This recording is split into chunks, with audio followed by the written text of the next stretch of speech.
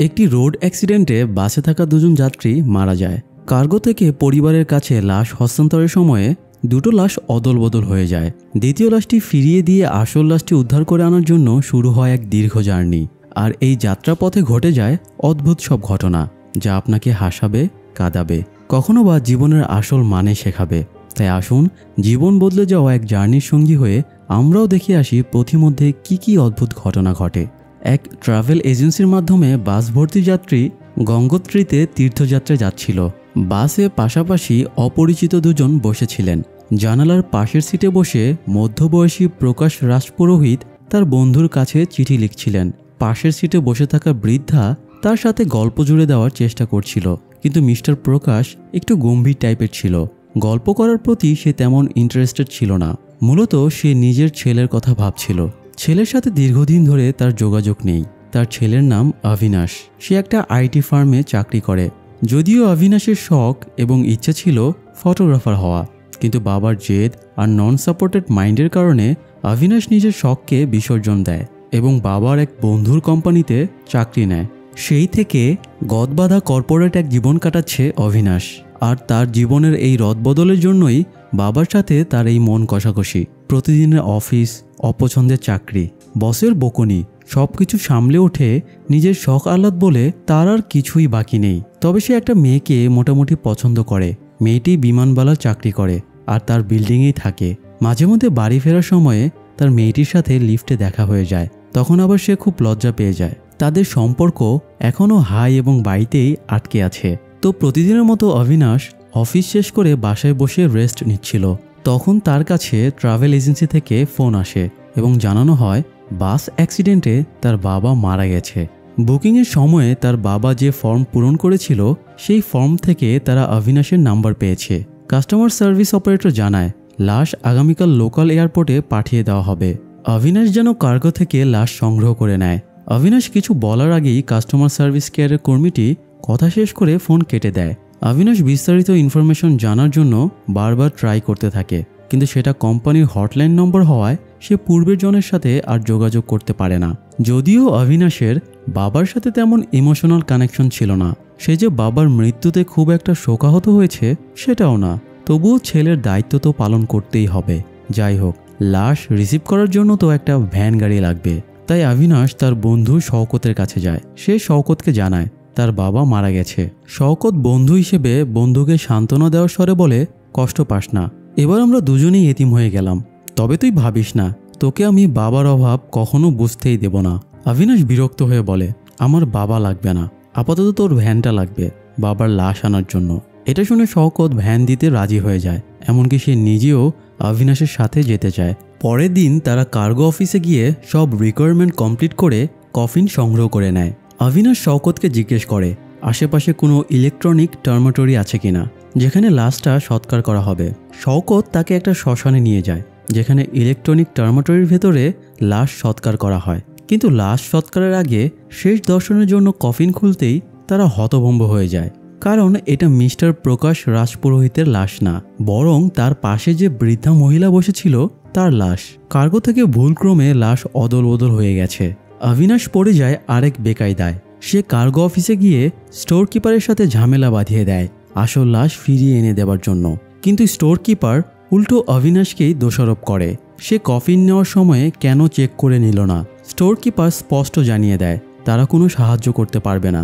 এই সময় আরও একজন লোক কার্গো অফিসে এসে ঝামেলা করে দেয়, কারণ তার বোন নাথা নাম্বিয়ারও দুর্ঘটনায় মারা গেছে। যদিও তার লাশ খুঁজে পাওয়া যায়নি, তবে তার সঙ্গে থাকা জিনিসপত্রগুলো ট্রাভেল এজেন্সি থেকে পাঠিয়ে দেওয়া হয়েছিল, কিন্তু লোকটা সেই পার্সেলটা খুঁজে পাচ্ছে না। স্টোর কিপার জানায় এই চালানে শুধুমাত্র দুটো ডেড বডি এসেছিল, এছাড়া আর কিছুই আসেনি। স্টোর কিপারের হাইচাই শুনে লোকটা রাগারাগি করে চলে যায়। এই ঘটনায় অবিনাশ বুঝে যায় এরা তাকে কোনো হেল্প করবে না, যা করার তার নিজেরই করা লাগবে। তাই সে স্টোর কিপারকে বলে যেহেতু এই চালানে দুটো বডি এসেছে, তার মধ্যে একটা বডি তাদের কাছে, তাহলে অন্য বডিটা মানে অবিনাশের বাবার বডিটা নিশ্চয়ই অপর পক্ষের কাছে রয়েছে। তাই সে অন্য লাশটা যারা নিতে এসেছিল তাদের অ্যাড্রেস চায়। স্টোর কিপার অবিনাশকে একটা ফোন নম্বর দিয়ে বলে এই নম্বরে যোগাযোগ করতে। ওনারাই তার বাবার লাশটা রিসিভ করে নিয়ে গিয়েছেন। অবিনাশ গাড়িতে ফিরে এসে সেই নম্বরে ফোন দেয়। এবং তাহিরা নামের এক মহিলা ফোনটা রিসিভ করে। তাহিরা জানায় অবিনাশের বাবার লাশটা তাদের কাছে চলে এসেছে আর তারা কোচিতে বাস করে, যেটা অবিনাশের বর্তমান অবস্থান ব্যাঙ্গালোর থেকে অনেক দূরে। তাহিরার বাড়িতে পুরুষ মানুষ বলতে কেউ নেই, সে একজন সিঙ্গেল মাদার। তার মেয়েও কলেজের হোস্টেলে থাকে আর তাহিরা কোচিতে একটা হোটেল চালায়, তাই তার পক্ষে ব্যাঙ্গালোরে এসে লাশ এক্সচেঞ্জ করে নেওয়া পসিবল না। এই জন্য বিবেকের খাতিরে অবিনাশ অফার করে সে অর্ধেক পথ যাবে এবং তাহিরা অর্ধেক পথ এসে লাশ এক্সচেঞ্জ করে নেবে। অবিনাশ কোয়েম্বাতুর পর্যন্ত যাওয়ার সিদ্ধান্ত নেয়। সে ওই দিনে রওনা না হয়ে অফিসের কাজ শেষ করে নেয়, কারণ পরের দিন থেকে লম্বা ছুটি ছিল। সে সব কাজ শেষ করে রাতে কোয়েম্বাতুরের জন্য রওনা হয়ে যায়। পথে সঙ্গী হয় বন্ধু শওকত এবং অপরিচিত একটা লাশ। যাওয়ার পথে অবিনাশের তার বাবার সাথে কথোপকথনের কিছু স্মৃতি মনে পড়ে। অবিনাশ বাবাকে বলেছিল সে ফটোর এক্সিবিশন করতে চায়।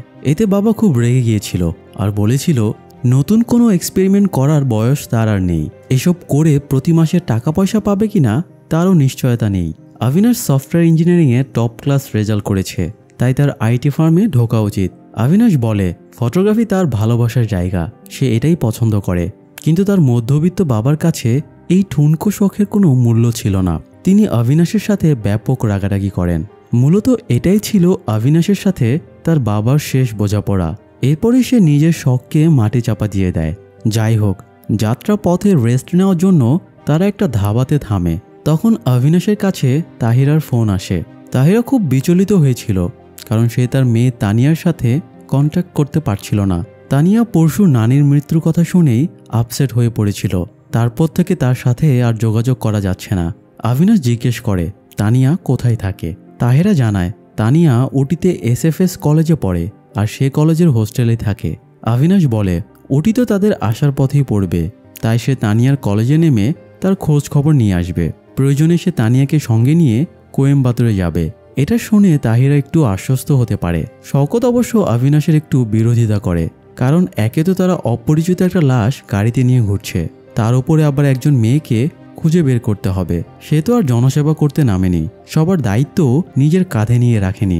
অবিনাশ শওকতকে বোঝায় মানুষকে হেল্প করলে দোয়া পাওয়া যাবে। শওকত বলে আরে ভাই, আমার গাড়ি মানুষের দোয়াতে চলে না, ডিজেলে চলে। পরবর্তীতে অবশ্য শওকত কোনো হাইচাই ছাড়াই ওটির উদ্দেশ্যে গাড়ি চালিয়ে দেয়। ওটিতে তানিয়ার কলেজে খুব সকালে তারা পৌঁছে।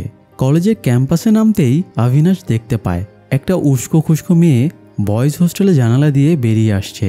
মেয়েটা তার পাশ দিয়ে গার্লস হোস্টেলের দিকে চলে যায়। সে মনে মনে ভাবে এই কোন অভদ্র মেয়ে। যাই হোক, একটু পরে সে হোস্টেলের ওয়ার্ডেনের সাথে দেখা করে এবং তানিয়ার ব্যাপারে জিজ্ঞেস করে। ওয়ার্ডেন তাকে তানিয়ার সাথে দেখা করিয়ে দেয়। তানিয়াকে দেখে অবিনাশ বিশ্বাসই করতে পারছিল না এটা আসলেই তানিয়া, কারণ আজ সকালে সে যে মেয়েটিকে বয়েজ হোস্টেল থেকে বের হতে দেখেছিল সেই মেয়েটি হলো তানিয়া। যাই হোক, অবিনাশ তানিয়াকে জিজ্ঞেস করে সে তার মায়ের ফোন রিসিভ করছে না কেন। বাড়িতে মৃত্যু ঘটেছে আর সে এখানে রিল্যাক্সে পড়ে আছে কিভাবে। এটা শুনে তানিয়া এমন ভান করে যেন সে কিছুই জানে না বা বুঝতে পারছে না। তখন অবিনাশ তাকে মনে করিয়ে দেয় তার নানি মারা গেছে। এটা শুনে ফোন থেকে মায়ের ডায়াল চেক করে তানিয়ার মনে পড়ে সত্যিই তার নানি মারা গিয়েছে। এই কথাটা পরশু তার মা ফোন করে জানিয়েছিল। এটা শুনে সে শোকে এতটাই ড্রিঙ্ক করে ফেলেছিল যে দুদিন ধরে তার কোনো হুঁশই ছিল না।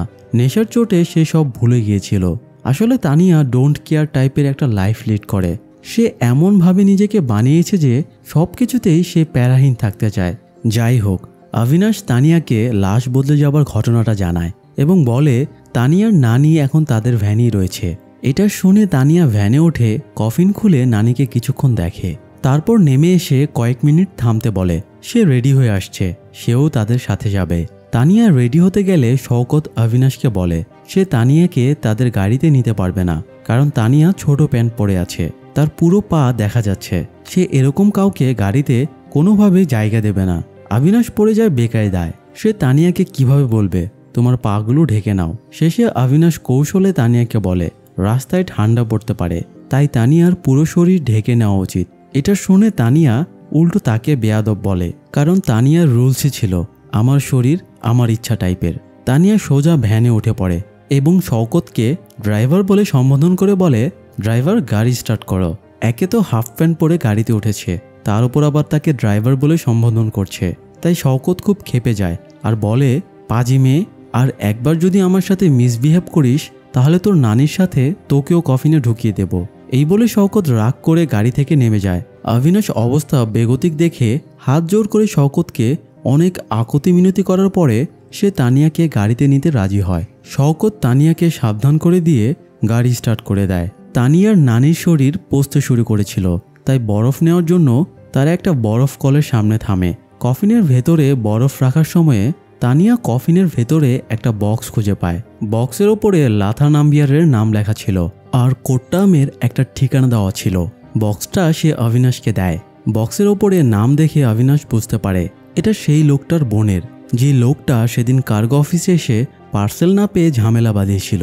পার্সেলটা ভুল করে তানিয়ার নানির ডেড বডির সাথে দিয়ে দেওয়া হয়েছে। অবিনাশ সিদ্ধান্ত নেয় সে তানিয়ার নানির লাশ পৌঁছে দেওয়ার আগে এই পার্সেলটা নাম্বিয়ারের ভাইয়ের কাছে পৌঁছে দেবে, কারণ এখানে একজন মানুষের শেষ স্মৃতিগুলো রয়েছে। তাই তারা নাম্বিয়ারের ঠিকানায় চলে যায়। ঠিকানা অনুযায়ী বাড়িতে গিয়ে বেল বাজালে একজন লোক দরজা খুলে দেয়। এই লোকটা হিন্দি জানতো না, আবার এরা তিনজনও মালায়ালাম জানতো না। তবে তানিয়ার মা তাহেরা মালায়ালাম জানতো, তাই তারা তাহেরাকে লোকটার সাথে ফোনে কানেক্ট করে দেয়। তারপরে জানতে পারে বাড়ির সব লোক কাছাকাছি একটা জায়গায় বিয়ের অনুষ্ঠানে গেছে, তাই তারা বিয়ের সেই অনুষ্ঠানে চলে যায়। গাড়ি থেকে নামার আগে শওকত শেরওয়ানি পরে ভালোভাবে সেজে নেয়, কারণ কোনো বিয়ের প্রোগ্রামে সে বোধাই মার্কা হয়ে যেতে চায় না। অনুষ্ঠানে গিয়ে দেখে বিয়ে ক্যান্সেল হয়ে গেছে, কারণ পাত্রী ছিল নাম্বিয়ারের ভাইয়ের মেয়ে। পাত্রপাত্রী বিয়ের রিশিডিউল নিয়ে তর্কাতর্কি করছিল, কারণ পাত্রের বন্ধুরা ইউরোপ থেকে বিয়েতে অ্যাটেন্ড করতে এসেছে, তাই বিয়েটা না হলে ঝামেলা। আবার পাত্রের দিক থেকেও সমস্যা, ফুপুর শ্রাদ্ধ না হলে সে বিয়েতেও বসতে পারছে না, কারণ তার বাবা রাগারাগি করছে। তো তাদের তর্কাতর্কি শেষ হলে অবিনাশ পাত্রের কাছে গিয়ে পার্সেলটা দেখালে পাত্রী বাবা মাকে ডেকে দেয়। নাম্বিয়ারের ভাই বোনের শেষ স্মৃতিগুলো পেয়ে এতটাই খুশি হয় যে আনন্দে অবিনাশকে জড়িয়ে ধরে। এদিকে পাত্র তানিয়াকে ড্রিঙ্ক অফার করতেই সে নানির মৃত্যুশোক ভুলে ড্রিঙ্ক করতে লেগে পড়ে। অন্যদিকে শওকত আবার একজন সানাইওয়ালার সাথে জমিয়ে গল্প শুরু করে দেয়। সে দুজন ইংরেজকে দেখে তাদের সাথে ঝামেলাও বাঁধিয়ে দেয়, কারণ 200 বছর তারা উপমহাদেশ শাসন করে গেছে। এই হলো তাদের দোষ। মানে এক একজন এক একটা আজব ক্যারেক্টার আর কি। সঙ্গে যে একটা লাশ আছে, অথচ তাদের মধ্যে কোনো হাইচাই নেই। যাই হোক, তানিয়া ড্রিঙ্ক আর পার্টি করছে দেখে অবিনাশ তাকে বোঝানোর জন্য যায় যে এসব ঠিক না, কিন্তু বোঝানোর এক পর্যায়ে তাদের প্রলোভনে পড়ে সে নিজেও ড্রিঙ্ক করতে শুরু করে দেয়। এদিকে এদের ড্রিঙ্ক করতে দেখে শওকত সানাইওয়ালাকে বলে, এই মানুষগুলো বড়ই অদ্ভুত। তারা একটু কষ্ট ঢাকতে মদ খেয়ে কি উপকার পায় বুঝি না। সে মদ খাওয়া দেখতে পারত না, তাই সে সানাইওয়ালাকে নিয়ে গাড়ির কাছে চলে যায়। সানাইওয়ালা গাড়ির উপরে বসে সানাই বাজাচ্ছিল। তখন শওকত হাত মুখ ধুতে যায়। তখনই কয়েকজন এসে শওকতকে ঘিরে ধরে। এরা শওকতের পাওনাদার ছিল। শওকত শহর ছেড়ে যাচ্ছে শুনে তারা ফলো করে এখানে চলে এসেছে। শওকত আজকাল করে টাকা ফেরত দিচ্ছিল না, তাই তারা শওকতের ভ্যানটা নিয়ে চলে যায়। ভ্যানের ওপরে বসে থাকা বৃদ্ধ সানাইওয়ালা ধপ করে মাটিতে পড়ে গিয়ে আঘাত পায়। শওকতও ভ্যানটা আটকানোর চেষ্টা করে, তাই সেও একটু আঘাত পায়, তবে সে ভ্যানটাকে আটকাতে পারে না। এরপরে শওকত আর সানাইওয়ালা দুজনকে হাসপাতালে ভর্তি করা হয়। অবিনাশ পুলিশে কমপ্লেন করে। পুলিশ জানায় তারা দ্রুত ভ্যানটা খুঁজে এনে দেবে। রাতে থাকার জন্য অবিনাশ আর তানিয়া হোটেলে যাবার সিদ্ধান্ত নেয়। তানিয়া শওকতকে জিজ্ঞেস করতে যায় সে হোটেলে যেতে পারবে কিনা। এই সময় একটা অল্প বয়সী বরকা পরা মেয়ে সানাইওয়ালার কাছে আসে। মেয়েটাকে দেখেই শওকত ফিদা হয়ে যায়, তাই সে হাসপাতালে থাকার সিদ্ধান্ত নেয়। এই জন্য শওকতকে রেখে অবিনাশ আর তানিয়া হোটেলে চলে যায়। কিছুক্ষণ পরে তানিয়া অবিনাশের রুমে চলে আসে, কারণ তার ঘুম আসছিল না, তাই সে গল্প করতে এসেছে। তানিয়া আসার পথে মোবাইল দিয়ে কিছু ফটোগ্রাফি করেছিল। সে অবিনাশকে সেগুলো দেখায়। অবিনাশ ফটোগুলোতে অনেক ত্রুটি দেখতে পায় এবং ফটোগ্রাফির ওপরে বিশাল এক লেকচার দিয়ে দেয়। তানিয়া অবাক হয়ে বলে, তুমি এত কথা বলতে পারো, আমি জানতামই না। অবিনাশ জানায় তার ফটোগ্রাফার হওয়ার শখ ছিল, কিন্তু বাবার জন্য সে হতে পারেনি। তানিয়া তার কাছে পুরো ঘটনাটা শুনতে চাইলে অবিনাশ তাকে তার আর বাবার মধ্যকার মন কষাকষির ব্যাপারে বলা শুরু করে। অন্যদিকে সানাইওয়ালা ঘুমিয়ে পড়লে শওকত সানাইওয়ালার কাছে আসা বোরকা পরা মেয়েটিকে কবিতা টবিতা শুনিয়ে ইমপ্রেস করার চেষ্টা করে। তার মেয়েটিকে খুব ভালো লেগে গিয়েছিল, তাই তাকে সুন্দর কথাবার্তা বলে পটানোর চেষ্টা করছিল। এদিকে গল্পের এক পর্যায়ে অবিনাশের মনে পড়ে সে টুথপেস্ট কিনেনি, তাই সে ফার্মেসিতে টুথপেস্ট কিনতে যাচ্ছিল। তখন তানিয়া বলে তারও ফার্মেসিতে কিছু কেনার আছে। ফার্মেসিতে গিয়ে অবিনাশ দেখে তানিয়া প্রেগনেন্সি টেস্টের কিট কিনছে। এটা দেখে সে বেশ আপসেট হয়ে যায় এবং তানিয়াকে এটা সেটা বলা শুরু করে। তানিয়াও ডিফেন্ড করতে টক ব্যাক করে। অবিনাশ তানিয়ার স্বাধীনতার নামে এরকম স্বেচ্ছাচারী ক্যারেক্টারলেস লাইফ কাটানো পছন্দ করছিল না। অন্যদিকে তানিয়ার ভাবনা ছিল মাই লাইফ মাই রুলস, তাই দুজনের মধ্যে নীতিগত তর্কাতর্কি বেঁধে যায়। অবিনাশ রাগ করে হোটেলে ফিরে আসে। অনেকক্ষণ কেটে যাওয়ার পরে তার অনুশোচনা হয়, তাই তানিয়ার কাছে সে ক্ষমা চাইতে তার রুমে যায়। কিন্তু তানিয়া রুমে ছিল না, তাকে ফোনেও পাওয়া যাচ্ছিল না। তাই অবিনাশ বিচলিত হয়ে তানিয়াকে খুঁজতে বের হয়। খুঁজতে খুঁজতে এক পর্যায়ে সে হাসপাতালে এসে দেখে তানিয়া সেখানে বসে আছে। সে তানিয়ার কাছে মিসবিহেভের জন্য ক্ষমা চায়। তানিয়াও তার কাছে ক্ষমা চায় এবং রেষারেষি ঠিক হয়ে যায়। শেষ রাতের দিকে তারা বসে গল্প করছিল। এই সময় ডিউটি শেষ করে ডাক্তার রাঘু বাড়ি ফিরছিল। রাঘু অবিনাশকে দেখে থমকে যায়। রাঘু অবিনাশকে বলে সে তার কলেজের বান্ধবী রোমানা সেলিমের হাজব্যান্ড। রোমানার নাম শুনেই অবিনাশ বেশ উৎসুক হয়ে যায়। রাঘু জানায় সে রোমানার গ্রুপ ফটোতে অবিনাশকে দেখেছে। রোমানার সব বন্ধুর সাথেই রাঘুর দেখা হয়েছে, কিন্তু অবিনাশের সাথে তার কখনো দেখা হয়নি। রাঘু অবিনাশকে রোমানার জন্য সারপ্রাইজ হিসেবে বাড়িতে নিয়ে যেতে চায়। যদিও অবিনাশ একটু বিব্রত বোধ করছিল, কিন্তু তানিয়ার উৎসাহের জন্য সে যেতে রাজি হয়ে যায়। রোমানা কিচেনে নাস্তা বানাচ্ছিল, কারণ রাঘুর এটাই বাড়ি ফেরার সময়।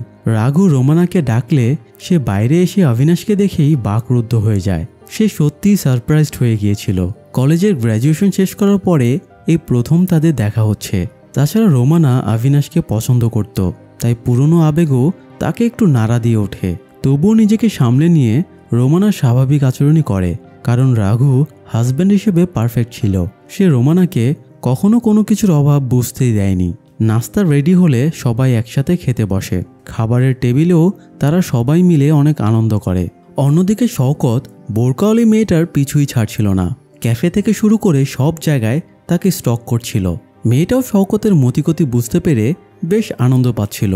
দুজনে কাণ্ড কারখানা দেখে বোঝাই যাচ্ছিল দুজনেই প্রেমে হাবুডুবু খাচ্ছে। এদিকে নাস্তা শেষে রাঘু রেস্ট নিতে বেডরুমে চলে যায়। তানিয়া সোফায় শুয়ে ঘুমিয়ে পড়ে, আর অবিনাশ এবং রোমানা বাইরে কফি নিয়ে গল্প করতে বসে যায়।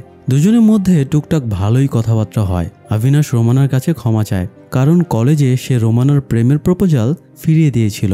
রোমানা বলে সে পুরনো সেসব কথা আর মনে করতে চায় না। দুজনে ক্যাজুয়াল কথাবার্তাতেই কমফোর্ট ফিল করছিল। কথাবার্তার এক পর্যায়ে অবিনাশের কাছে থানা থেকে ফোন আসে। সে মালায়ালাম জানতো না, তবে রোমানা মালায়ালাম জানতো। তাই সে ফোনে কথা বলে জানতে পারে পুলিশ শওকতের গাড়িটা উদ্ধার করে এনেছে। তাই ভোর ভোর থাকতেই অবিনাশ আর তানিয়া রোমানার কাছে বিদায় নিয়ে বেরিয়ে পড়ে। এদিকে শওকত ধরিয়ে নিয়েছিল বোরকাওয়ালি সানাইওয়ালার মেয়ে। তাই শওকত সিদ্ধান্ত নেয় সে সানাইওয়ালার কাছে গিয়ে তার মেয়েকে বিয়ের জন্য প্রস্তাব দেবে। সে কিভাবে প্রস্তাব দেবে সেই রিহার্সাল করে সানাইওয়ালার কাছে যায়। তাকে সে বিয়ের ব্যাপারে বলতেই যাবে, তখনই বোরখাওয়ালি ওষুধ নিয়ে সেখানে আসে। সানাইওয়ালা বোরখাওয়ালিকে পরিচয় করিয়ে দেয় এটা তার 3 নম্বর স্ত্রী তাসনিম বানু, যাকে শওকত এতক্ষণ সানাইওয়ালার মেয়ে ভাবছিল সে আসলেই সানাইওয়ালার বউ। এটা শুনে শওকতের একদম হুশ উড়ে যায়। সে আর একটা শব্দ না করে লজ্জায় কেবিন থেকে বেরিয়ে যায়। যাই হোক, এদিকে অবিনাশ আর তানিয়া থানায় এসে দেখে গুন্ডারা শওকতের ভ্যানটা ভেঙে চুরে একাকার করে দিয়েছে। এটা আর চালানোর মতো অবস্থায় নেই, যদিও লাশের কফিনটা গাড়ির ভেতরেই ছিল। অবিনাশ ভ্যানটা মেরামতে রেখে থানা থেকে একটা ক্যাব ধার নেয়। ক্যাবের ভেতরে কফিন রাখার জায়গা ছিল না, তাই তারা কফিনটা ক্যাবের উপরে বেঁধে নেয়। তারপরে সেটা নিয়ে হাসপাতালে আসে। এমনিতে শওকতের মন ভালো ছিল না, তার উপরে আবার তার ভ্যান ভেঙে দিয়েছে। তাই সে রেগে পাওনাদারকে ফোন করে আর তাদের সাথে মোকাবেলা করার জন্য বের হয়। তাদের আস্তানায় গিয়ে একটা ব্যাট হাতে তুলে নিয়ে শওকত সবাইকে গালাগাল শুরু করে আর অনেক ফিল্মি ডায়লগ ঝাড়তে শুরু করে। কিছুক্ষণ পরে যখন চারিদিক থেকে অনেকগুলো গুন্ডা বেরিয়ে আসে, তখন তাদের দেখেই শওকত ভড়কে যায়, গলার স্বরও হারিয়ে যায়। সে অবিনাশের কাছে গিয়ে হালকা স্বরে বলে, ভাই আজ মোকাবেলা থাক, চল পালাই। অবিনাশ বিরক্ত হয়ে বলে, বেটা গাধা, তাইলে আমাদের আনলি কেন এখানে? শওকত বলে, সানাইওয়ালার বউ তার মন ভেঙে দিয়েছে, সেই রাগী সে এখানে চলে এসেছিল। এই সানাইওয়ালার মেয়ের চক্করটা অবিনাশ বুঝতে পারছিল না। শওকত বলে, ভাই আগে গাড়ি স্টার্ট কর, যেতে যেতে বলছি, না হলে এরা মেরে এক কফিনে 4 জনকে ঢুকিয়ে দেবে। অবিনাশ গাড়ি স্টার্ট করে, গুন্ডারাও তাদের তাড়া করে। অনেক কষ্টে কোনো রকমে তারা সেখান থেকে পালিয়ে একটা মাঠের মধ্যে এসে থামে। অবিনাশ শওকতকে জিজ্ঞেস করে ওদের সাথে তার গ্যাঞ্জাম কি নিয়ে। শওকত বলে তার বাবা ওদের কাছে টাকা ধার নিয়েছিল, সেই টাকার জন্য ওরা তার পেছনে পড়ে আছে। শওকতের বাবা নেশাখোর মাতাল ছিল, সে নেশা করে বাড়ি এসে তাকে আর তার মাকে মারধর করত। একদিন শওকত প্রতিবাদ করে এবং তার বাবাকে মারে। এতে তার মা খুশি হওয়ার বদলে রাগ করে শওকতকেই বাড়ি থেকে বের করে দেয়। সেই থেকেই শওকত এতিমের মতো ঘোরাফেরা করে। কথাগুলো বলতে বলতে শওকত ইমোশনাল হয়ে পড়ে। এরপরে অবিনাশ তাকে সানাইওয়ালার মেয়ের ব্যাপারে জিজ্ঞেস করলে সে ঘটনা খুলে বলে। এত দুঃখের মধ্যেও তানিয়া আর অবিনাশ দুজনেই হাসিতে ফেটে পড়ে। হাসিটাটা শেষ করে তারা আবারও জার্নি শুরু করে। এবার তাদের জার্নি এসে থামে সোজা তানিয়ার বাড়িতে। অবিনাশ তাহিরার কাছে তার মায়ের লাশটা সমর্পণ করে। তাহিরা বলে আজ বিকেলে সে নিজের মা এবং অবিনাশের বাবার জন্য প্রার্থনার আয়োজন করেছে, তাই অবিনাশ যেন সন্ধ্যা পর্যন্ত থেকে যায়। তাহিরা অবিনাশের হাতে একটা বক্স তুলে দেয়, যেটা তার বাবার লাশের সাথে এসেছিল। অবিনাশ না দেখেই বক্সটা গাড়িতে ফেলে আসে। বিকেলের প্রার্থনার সময়ে তাহিরা বেশ কিছু মোটিভেশনাল স্পিচ দেয়। সেটা শুনে অবিনাশের মন খারাপ হয়ে যায়। সে গাড়িতে এসে বাবার বক্সটা বের করে। সেখানে সে বাবার ঘড়ি, মানিব্যাগে অবিনাশের মা আর তার ছোটবেলার একটা ফটো এবং সবশেষে একটা ডায়েরি পায়। ডায়েরির ভেতরে মিস্টার প্রকাশ বন্ধুর জন্য একটা চিঠি লিখে রেখেছিল, যেটা সে মৃত্যুর আগেই বাসে জার্নির সময়ে লিখছিল। চিঠিতে মিস্টার প্রকাশ বন্ধুর কাছে অবিনাশের খোঁজখবর জানতে চেয়েছে, কারণ অবিনাশ তার কোম্পানিতেই চাকরি করে। তিনি আফসোস করে বলেছেন, আমি হয়তো অবিনাশের জীবনটা নষ্ট করে দিয়েছি, ওর শখ পূরণ হতে দেইনি। আমি নিজেও পিয়ানিস্ট হয়ে মিউজিক ইন্ডাস্ট্রিতে সেটেল হতে চেয়েছিলাম, কিন্তু ব্যর্থ হয়েছি। আমি চাই না অবিনাশের সাথেও এরকম ঘটুক, তাই এতটা কঠিন সিদ্ধান্ত আমি নিতে বাধ্য হয়েছিলাম। আমি অবিনাশকে বলবো কয়েক বছর চাকরি করে তারপরে যেন সে আবার তার পুরনো শখের কাজে ফিরে যায়। ততদিন তুমি আমার হয়ে অবিনাশের খেয়াল রেখো। চিঠিটা পড়ার পরে অবিনাশের বাবার প্রতি থাকা সব রাগ, ক্ষোভ, আক্ষেপ শেষ হয়ে যায়। সে বাবাকে অন্য একটা মানুষ হিসেবে উপলব্ধি করতে পারে। অবিনাশ সোজা প্রার্থনার স্থলে চলে যায় এবং বাবাকে নিয়ে সেও কিছু কথাবার্তা বলে। সে বুঝতে পেরেছে এতদিন সে বাবার সম্পর্কে ভুল ধারণা নিয়ে বেঁচেছিল। আজ তার সত্যিই বাবার জন্য খারাপ লাগছিল। আজ সে প্রথমবারের মতো বাবার জন্য দুফোঁটা চোখের জল ফেলে। প্রার্থনা শেষে তানিয়ার নানির সাথে অবিনাশের বাবাকেও সৎকার করা হয়। রাতে অবিনাশ আর শওকত তানিয়াদের বাড়িতেই থেকে যায়। তানিয়া অবিনাশকে একটা ক্যামেরা গিফট করে আর তাকে নিজের শখ পূরণ করতে বলে। তানিয়া শওকতকেও একটা মিউজিক প্লেয়ার এবং ইয়ারফোন গিফট করে। রাতে তারা একসাথে রান্না করে আনন্দের সাথে খাওয়া দাওয়া করে এবং অন্যান্য অতিথিদেরকেও আপ্যায়ন করে। খুব ভালো একটা সময় তারা পার করে। সকালে ক্যাবটা ফিরিয়ে দিতে এবং নিজেদের ভ্যান নিতে অবিনাশ এবং শওকত থানায় যায়। ভ্যানটা এখন মোটামুটি চলার উপযুক্ত। থানায় গিয়ে শওকত হঠাৎ তাসনিমকে দেখতে পায়। সে কথা বলার জন্য এগিয়ে গিয়ে জানতে পারে সানাইওয়ালা তাসনিমকে অনেক মারধর করে, এই জন্য সে রিপোর্ট লেখাতে এসেছে। শওকত তাসনিমকে রাজি করায় তার সাথে যাওয়ার জন্য, কিন্তু এই কাজে অবিনাশকে সে রাজি করাতে পারছিল না। অন্যের বউকে ভাগিয়ে নিয়ে যাওয়া আইনত দণ্ডনীয় অপরাধ। শওকত অবিনাশকে বোঝানোর চেষ্টা করে একজন অসহায় মেয়েকে সাহায্য করার মধ্যে কোনো অন্যায় নেই। এসব বোঝাতে বোঝাতে হঠাৎ সানাইওয়ালা তাদের দেখতে পেয়ে দৌড়ে আসে। ততক্ষণে তারা পালানোর প্রস্তুতি নিচ্ছিল, কিন্তু পালিয়ে না গিয়ে শওকত অবিনাশকে গাড়ি থামিয়ে দিতে বলে।